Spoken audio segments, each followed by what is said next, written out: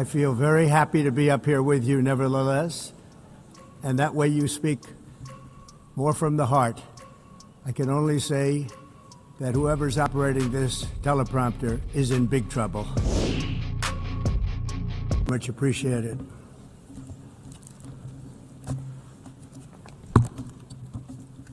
And I don't mind making the speech without a teleprompter, because the teleprompter is not working. I feel very happy to be up here with you nevertheless, and that way you speak more from the heart. I can only say that whoever's operating this teleprompter is in big trouble.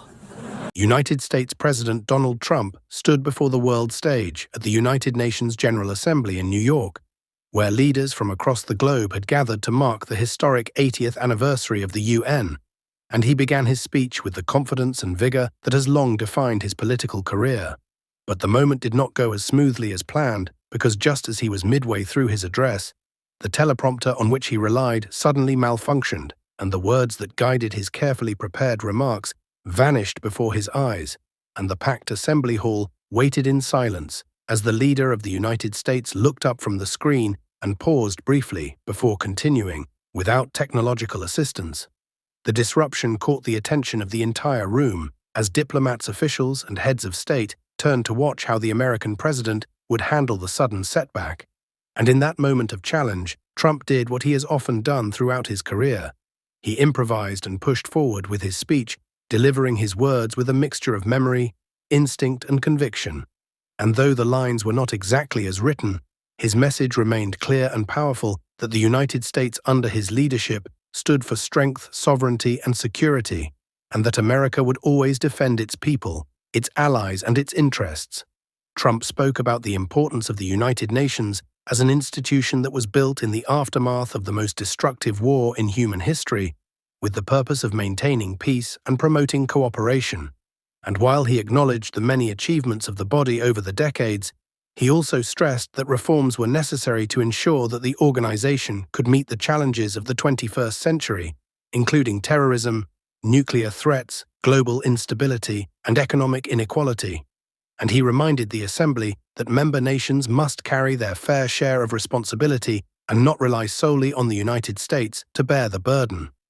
The president's tone grew sharper as he addressed nations that he accused of undermining peace and security, and he warned that America would not hesitate to respond firmly to any threat to its sovereignty or its people. And he called for stronger collective action against rogue regimes, terrorist networks, and the forces that fuel instability around the globe. And while the teleprompter glitch had created an awkward pause at the start of his remarks, it also gave Trump the opportunity to present himself as a leader, unafraid to speak directly and without a script, which resonated with some observers who saw it as a demonstration of authenticity and determination. Throughout the remainder of his address, Trump mixed praise for allies with criticism of rivals, and he urged nations to work together to confront the crises of the era, including conflicts in the Middle East, rising tensions in Asia, and economic challenges facing developing regions, and he emphasized that peace, prosperity, and progress required strong leadership and unwavering resolve. And by the time he finished speaking, the initial disruption was no longer the focus, because his words had commanded attention and his message had been delivered to the world. Nations Security Council to formally recognize the sovereign state of Palestine is an extremely important and truly historic step forward. Apologies. I cannot hear the president. I lost his voice. Apologies, ladies and gentlemen. This is the interpreter speaking. I cannot hear the president.